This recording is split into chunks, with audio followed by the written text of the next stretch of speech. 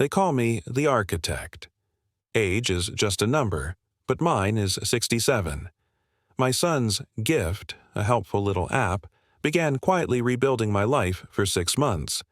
It redirected my fortune, brick by digital brick, into a vault only he could open. So I didn't get mad. I got creative. Every system has a fault line. I found the one in his. With a few keystrokes, I introduced a single, elegant fracture into his perfect financial blueprint. A tiny, repeating flaw. Now, his world is crumbling from the inside out. When he came to me, shaking, asking how his credit could just evaporate, I simply handed him my tablet. The answer was in the very foundation he'd built for me. But collapsing his castle was just the demolition phase. The real construction starts now. Before I lay the new foundation, tell me, what city are you listening from? To my old friends, you know my designs are always precise. Thank you. To the new, hit subscribe. You'll want to see the blueprints for what I build from the rubble. My name is George. I was an architect for 43 years. Built hospitals, libraries, 3 university campuses. I understand structure, load-bearing walls, foundation integrity, the difference between what holds up and what only looks like it does. My wife, Faith, used to say I could see through buildings, that I'd walk into a room and know which wall was cosmetic and which one kept the ceiling from collapsing. I wish I'd been able to see through people the same way. Faith died 2 years ago. Pancreatic cancer. 4 months from diagnosis to burial. The hospice nurse, Layla, sweet woman, really present during those final weeks, she held Faith's hand when I couldn't. When the pain was too much and Faith would thrash, Layla knew exactly what to say. I gave her $5,000 when it was over. A thank you. She cried, said no one had ever honored her work like that. I thought I was a good judge of character. After Faith passed, the house felt like a mausoleum. My younger son, Aaron, called every week, but he lives in Portland now with his partner, Gavin. Good kids. They invited me out there, but I wasn't ready to leave the house Faith and I built. Logan, my older son, he understood that. He'd always been the steady one, the responsible one. He moved back home 3 months after the funeral. "Just for a while, Dad," he said. "Let me help you get organized." I was grateful. Logan's fiancée, Erica, seemed supportive, even though I could tell she wasn't thrilled about the move. But Logan insisted. He said I'd had a minor health scare. I'd forgotten to take my blood pressure medication for a week and ended up dizzy at the grocery store. Nothing serious. But Logan treated it like a crisis. "Dad, you can't keep track of everything anymore. Let me set up some systems." That's when he introduced me to Honeydew. "It's a caregiver app," Logan explained, his phone screen glowing between us at the kitchen table. "It manages your bills, medications, appointments, everything automated.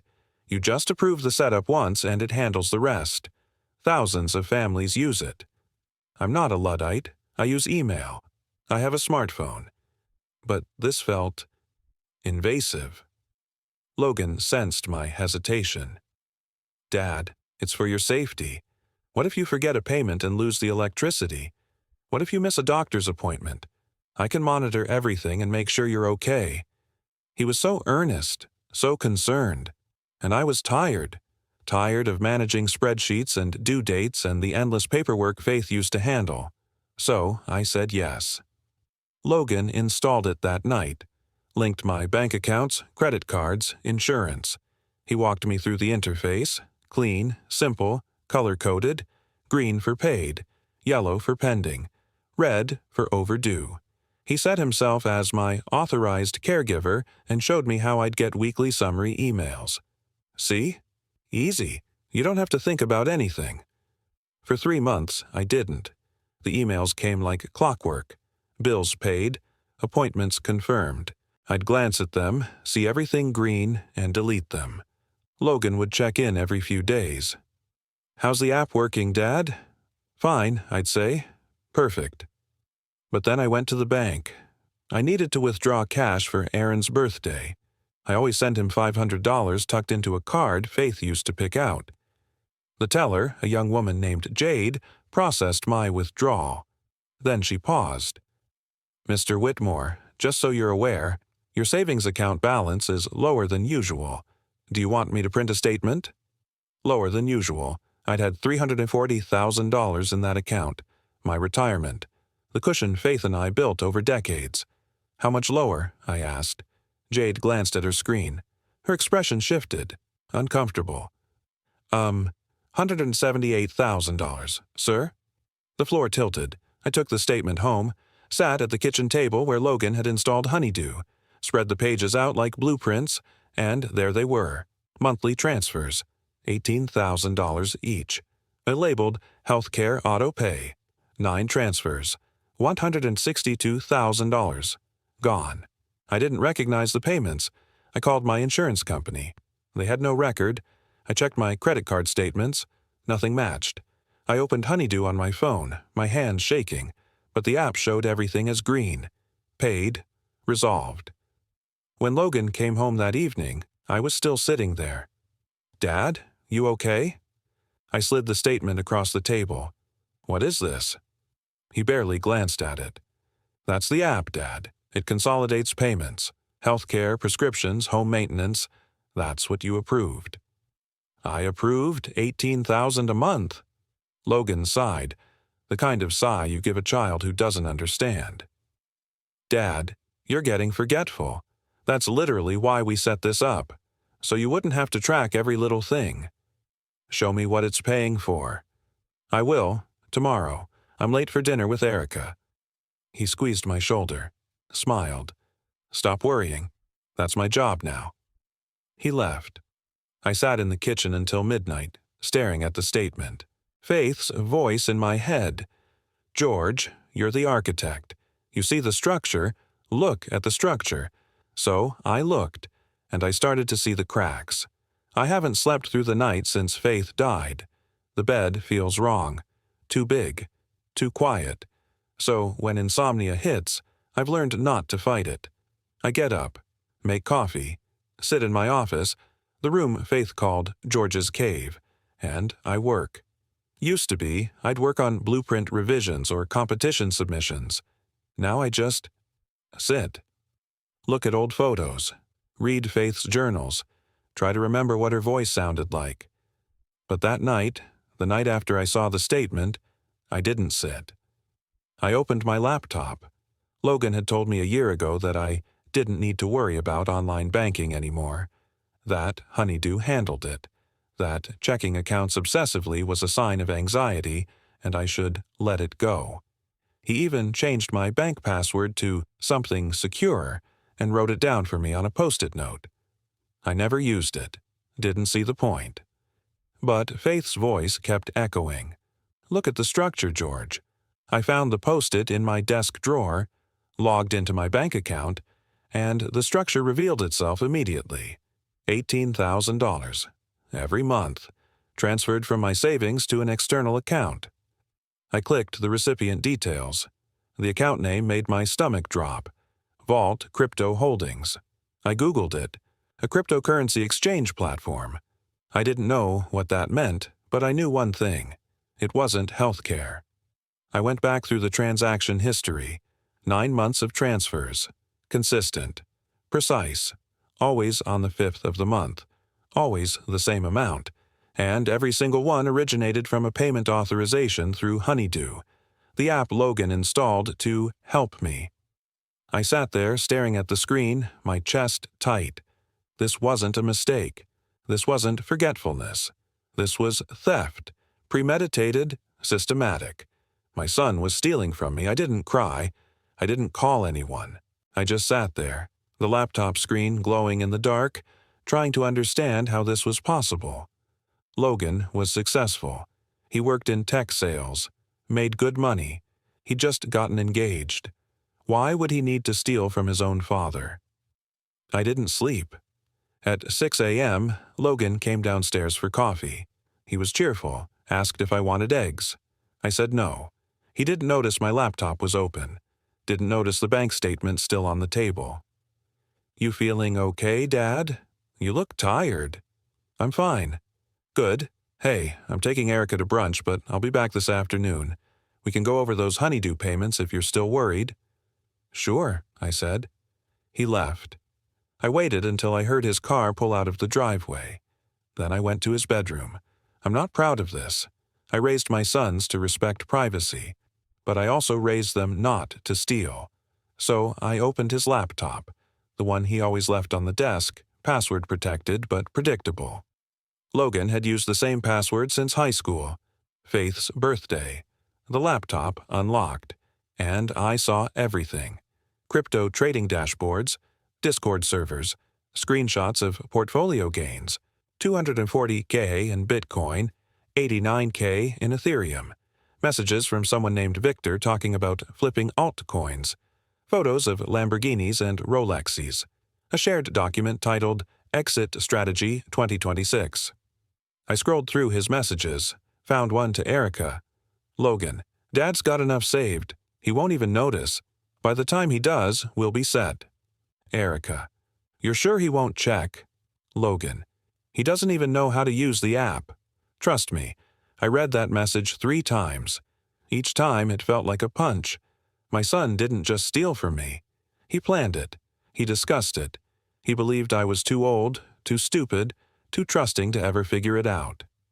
I closed the laptop, walked back to my office, sat down, and I felt something I hadn't felt since Faith died.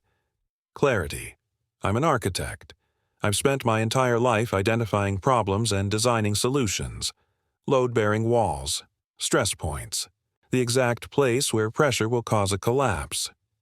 Logan thought he was smarter than me, thought technology made him untouchable, but he forgot something. I don't need to understand cryptocurrency or apps or digital vaults. I just need to understand structure, and every structure has a weak point. I opened a new browser tab, typed into Google, Honeydew App Terms of Service. 47 pages loaded. I poured another cup of coffee, and I started reading. By page 19, I found it. Section 14.3. The Fault Line.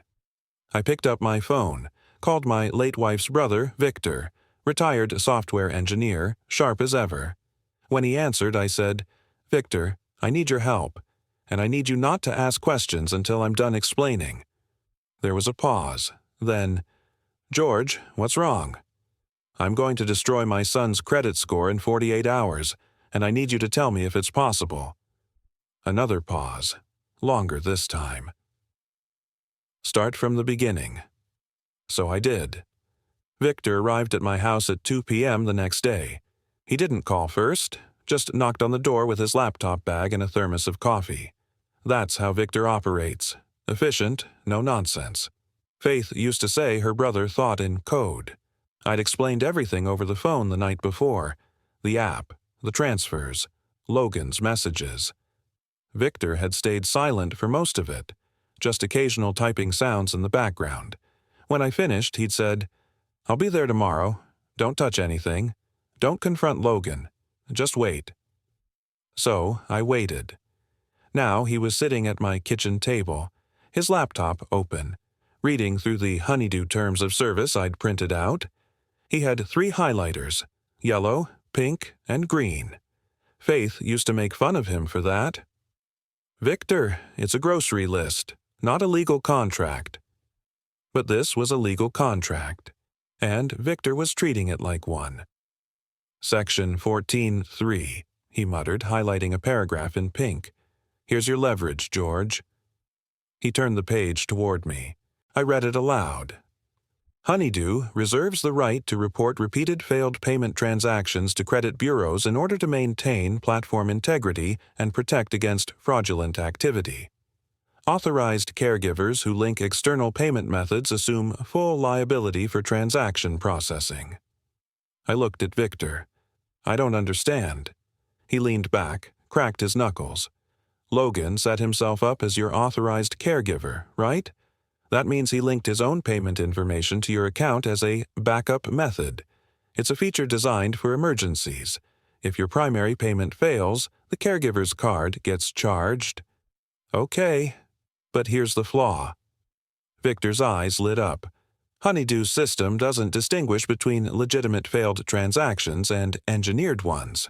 If a payment fails repeatedly, say because the primary account holder cancels authorization, the system flags it as suspicious, and if the caregiver's card is linked, they get reported to the credit bureaus. My heart started pounding. So, if I create payments that fail, Logan's credit card gets pinged over and over. Each failed transaction gets logged, and after a certain threshold, Honeydew doesn't specify how many, probably around 1,000, the system auto-reports to Experian, Equifax, and TransUnion as potential fraud. I stared at him. That would destroy his credit score. Victor nodded slowly. In about 48 hours. I sat back. My hands were trembling. This wasn't just revenge. This was precision. Faith would have called it poetic justice. Logan had built his theft on a digital foundation. Now I was going to use that same foundation to bury him. "How do we do it?" I asked. Victor pulled up a screen. "You're still the primary account holder on Honeydew. You have administrative access. We're going to create micro-subscriptions, 0.01 each, to a bunch of random services.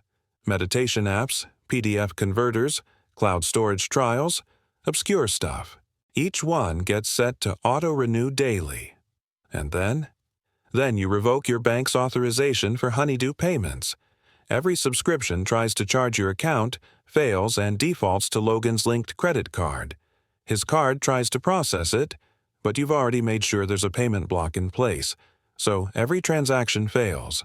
1,000 times, maybe more." I felt something cold settle in my chest. Not guilt, not hesitation, just clarity. "When do we start?" Victor checked his watch. "Friday night, 11:47 p.m. That gives the system the entire weekend to process failures before the credit bureaus open on Monday. By the time Logan wakes up, his credit report will look like a war zone." We spent the next 4 hours setting it up. Victor walked me through every step. Creating accounts, linking subscriptions, scheduling renewals. I felt like I was back in my drafting days. Measuring twice, cutting once. Every detail mattered. At one point, Victor paused. "George, you know this is going to end your relationship with Logan, right? He'll know it was you." I didn't hesitate. "He ended it when he stole from me." Victor nodded, kept typing. By 6 p.m., we were done. 1,200 micro-subscriptions, all set to trigger over the weekend, all pointing to Logan's credit card, all designed to fail. Victor closed his laptop. "The system goes live Friday at 11:47 p.m. You'll activate it with one click. After that, it's automatic." "And Logan won't see it coming?" "Not until Monday morning, and by then, it'll be too late." Victor left. I sat alone in the kitchen, staring at my laptop. The cursor hovered over the activation button. I thought about Faith, about the night she told me Logan had always been the careful one, the planner. "He thinks 3 steps ahead, George, just like you." But he didn't think far enough ahead. I clicked the button at 11:47 p.m. on Friday. The screen flashed, 1,200 transactions scheduled. Processing. I closed the laptop, went to bed. And for the first time in 2 years, I slept through the night. Monday morning, 6:32 a.m. I was making coffee when my phone started vibrating. Logan's name lit up the screen. I didn't answer, let it ring. Watched the notification disappear. Took a sip of coffee. It rang again, then again. I let it go to voicemail. Put the phone on the counter. Poured cream into my coffee. Stirred slowly. The phone buzzed with a voicemail notification. I waited. Finished my coffee. Then I played it. Logan's voice was frantic, shaking. Dad, something's wrong with my credit card. It's been declined like 800 times. I can't buy anything. I can't even get gas. The bank locked my account. I don't understand what's happening. Call me back, please." I deleted the voicemail. Made toast. The phone rang again.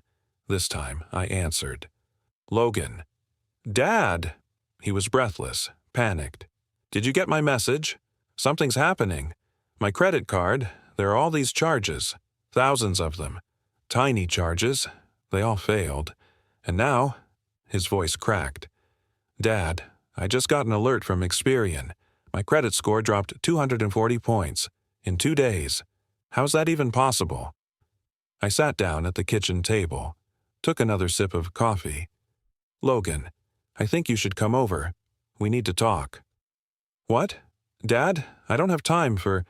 Come over, now. I hung up. 20 minutes later, Logan's car screeched into the driveway. He burst through the front door, still in his pajama pants and a wrinkled t-shirt. His hair was a mess. His eyes were wild. Dad, what is happening? I was sitting at the kitchen table. In front of me, printed bank statements, transaction logs, my laptop, open to the Honeydew terms of service, and a handwritten note with one number circled in red, $162,000. Logan stopped in the doorway. His face went pale. Sit down, I said quietly. Dad, sit down. He sat. His hands were shaking. I slid the bank statements across the table. You stole $18,000 a month from me. For 9 months. You used an app you told me was designed to help me. You lied. You manipulated. You made me think I was losing my memory. Logan's mouth opened.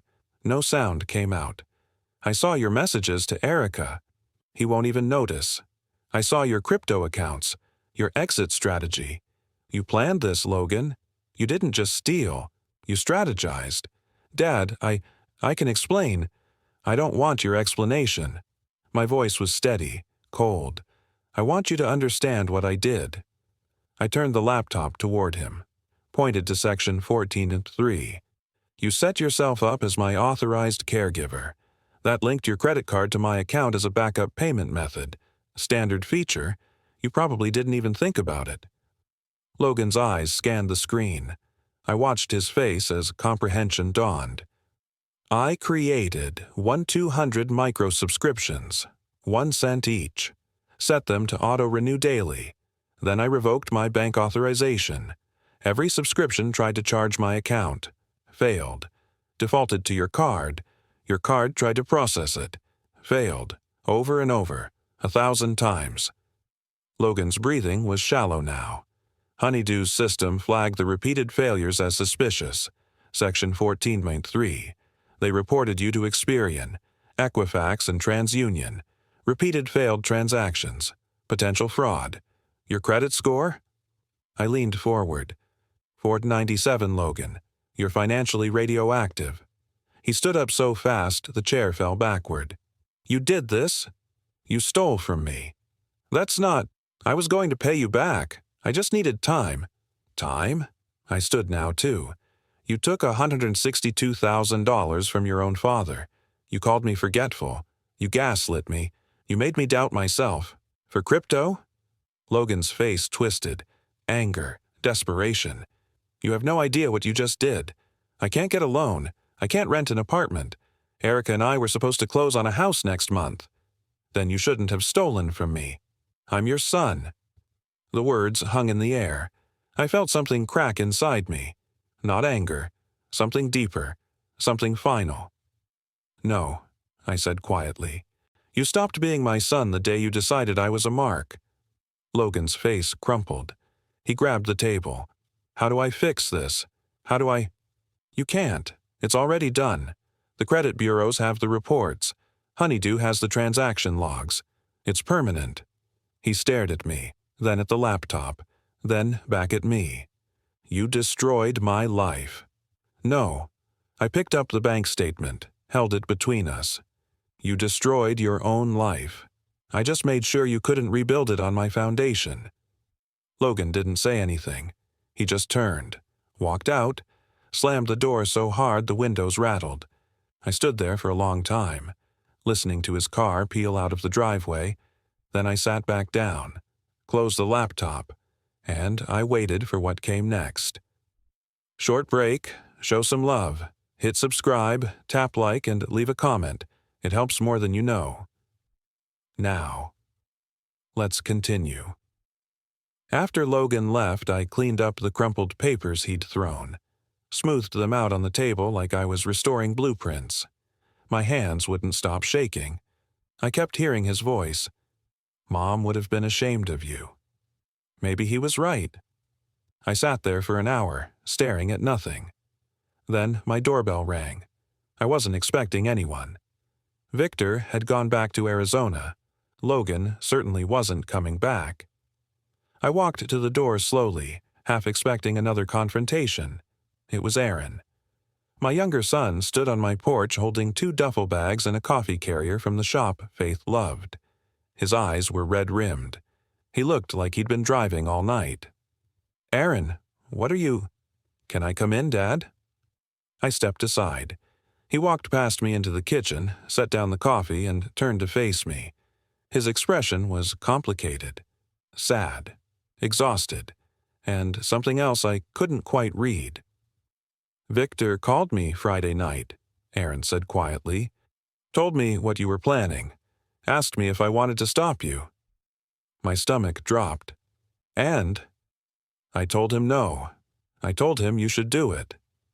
Aaron pulled out a chair, sat down. "Dad, I need to tell you something, and you're going to be angry I didn't tell you sooner." I sat across from him. "Tell me." Aaron reached into his jacket and pulled out his phone, opened his messages, scrolled back months. Then he slid the phone across the table. The first message was from Logan, dated 8 months ago. Logan: "Dad sitting on $340K in savings. He's 67. He doesn't need it all. We could each take half, set ourselves up. You in?" My chest tightened. Aaron: "Are you seriously asking me to steal from Dad?" Logan: "It's not stealing. It's early inheritance. He'll never even notice." Aaron: "No, absolutely not." Logan: "Your loss. I'm doing it anyway. Just don't tell him." I looked up at Aaron. His eyes were wet. "I should have told you right then," Aaron said, his voice breaking. "I should have called you immediately. But I thought maybe he was just talking. You know how Logan gets when he's drunk or whatever. I didn't think he'd actually do it." "When did you know he did?" 3 months ago. I was going through Mom's old emails, looking for photos for Gavin's birthday, and I found her shared bank login. She'd sent it to herself from your account years ago, just as backup. I logged in, saw the transfers, saw El Vault Crypto. I knew immediately. "And you didn't tell me." "I didn't know how." Aaron's voice cracked. "Dad, you were already so broken after Mom died. You barely left the house. Logan was the only one taking care of you. If I told you your own son was stealing from you, I thought it would kill you. So I hired a lawyer, started gathering evidence. I was going to handle it quietly, get the money back, make Logan pay without you ever having to know. But then Victor called. Yeah, and he told me you'd already figured it out, that you'd built some kind of digital weapon to destroy Logan's credit. And I thought—" Aaron wiped his eyes. "I thought, good, because Logan deserves it, and you deserve to be the one who does it." I didn't know what to say.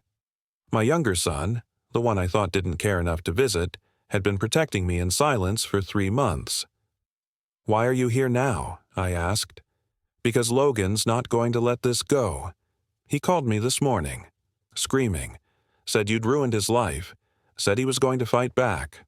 I'm worried about you, Dad. I'm staying for a few days, maybe longer." I looked at this man, my son, 34 years old with Faith's eyes and my stubborn jaw, and I felt something I hadn't felt in years. Not quite pride, not quite relief, something in between. "There's something else," Aaron said. He pulled up another message thread. This one made my blood run cold. It was between Logan and someone named Layla. Layla, Faith's hospice nurse. Layla: "How's the setup going?" Logan: "Perfect. He doesn't suspect anything. The app is genius." Layla: "Told you, old people never check these things. Just keep the interface clean and he'll trust it completely." Logan: "You should have taken a cut. You basically designed the whole plan." Layla: "I don't need the money. I just wanted to see if it would work. Call it a social experiment. I read the messages 3 times. Each time they felt more impossible. Layla, I whispered. She was there when Faith died. She held her hand. She prayed with us. I know, Dad. She suggested this? She taught Logan how to do this. Aaron nodded. There are more messages. She's been coaching him for over a year. Since before Mom died, she targeted you specifically. The room spun. I stood up, gripped the edge of the table. Layla, the kind nurse. The woman I gave $5,000 to. The woman Faith trusted. She'd been planning this the entire time. Where is she now? I asked, my voice barely a whisper. Still working, still at the same hospice, still helping other families. Aaron's jaw clenched, still looking for her next target. I looked at my son, at the messages, at the evidence of a betrayal so deep it made Logan's theft feel almost accidental. Aaron, I said slowly, Logan's credit score can be rebuilt, eventually, but Layla. What are you thinking, Dad? I thought about Faith, about her final days, about Layla sitting beside her bed, holding her hand, whispering comfort, all while planning to rob us. I'm thinking architects don't just tear down buildings, I said. Sometimes we make sure they can never be built again. Aaron studied me for a long moment. Then he pulled out his laptop. Then let's get to work. We spent 2 days building the case. Aaron gathered screenshots, transaction records, message logs. I made phone calls to my bank, to Honeydew's corporate office, to the hospice where Layla still worked. But I didn't call the police. Not yet. Wednesday afternoon, I called Layla's cell phone. She answered on the second ring, her voice warm and familiar. George, oh my goodness, how are you? I've been thinking about you. I'm well, Layla. I wanted to reach out because I'm writing a letter to the hospice, a testimonial about the care Faith received. I'd like to include your name specifically. There was a pause. Then, that's so sweet of you. I'd be honored. Would you have time to meet, just for coffee? I have some questions about the services you provided. Want to make sure I get the details right. Of course. When? Tomorrow? Say, 2 o'clock at the cafe on Maple Street? I'll be there. She sounded genuinely happy. I hung up. Aaron looked at me. You're meeting her in person. I need to see her face when I tell her. The next day, I arrived at the cafe early, sat at a corner table with my back to the wall, old habit from my army days. Layla arrived exactly on time, wearing scrubs, her hair in a neat bun. She smiled when she saw me, hugged me. We ordered coffee, made small talk. She asked about my health, about Aaron. I answered politely. Then I pulled out my phone. Layla, before we talk about the letter, I need to show you something. I opened the message thread between her and Logan, turned the screen toward her. Her smile didn't falter immediately. It took 3 seconds. 3 seconds of her eyes scanning the messages, her brain processing what she was seeing. Then her face changed. The warmth disappeared. Where did you get those? My son, Aaron. He's been investigating Logan for months. Found these in Logan's cloud backup. Layla set down her coffee. George, I don't know what you think this means, but it means you taught my son how to steal from me. It means you targeted my family while my wife was dying. It means you turned one of the most vulnerable moments of my life into an experiment. She was silent, calculating. I'm giving you 48 hours, I said quietly. You're going to resign from the hospice. You're going to confess everything to the state medical board. You're going to surrender your nursing license voluntarily. And you're going to testify against Logan if this goes to trial. Or what? I leaned forward. Or I send these messages to the hospice, the medical board, the police, and every local news outlet. I'll make sure every family in this city knows your name and what you did. You'll never work in healthcare again. You'll be unemployable. Layla's hands were shaking now. You can't prove I actually did anything. Those are just messages. Section 14.3 of Honeydew's Terms of Service. The same clause I used to destroy Logan's credit, except this time, I'm not targeting a credit score. I'm targeting your entire career. I stood up, placed a $20 bill on the table for the coffee. 48 hours, Layla. The clock starts now. I walked out, didn't look back. 2 days later, Layla resigned. 3 days after that, she confessed to the medical board. A week later, she surrendered her nursing license. Logan agreed to a restitution plan. $140,000 recovered over 5 years. The rest was gone. I didn't feel victorious. I felt tired. But one evening, Aaron and I sat on the porch, the same porch where Faith and I used to drink coffee and watch the sunset. Aaron handed me a beer. "You did the right thing, Dad." "Did I?" "You protected other families. You got justice. Mom would have been proud." I looked at the sky, thought about faith, about trust, about how the people closest to you can become strangers. "I didn't forgive Logan," I said quietly, "but I forgave myself for trusting him, and sometimes that's the only revenge that matters." Aaron clinked his beer against mine, and for the first time in 2 years, I felt like I could breathe. I didn't just get revenge, I got redemption, protected myself and future victims. If this story moved you, if it made you think about trust, family, and justice, please hit that subscribe button. Share it with someone who needs to hear it. And remember, sometimes the quietest victories are the ones that matter most. Thank you for being here. Thank you for listening.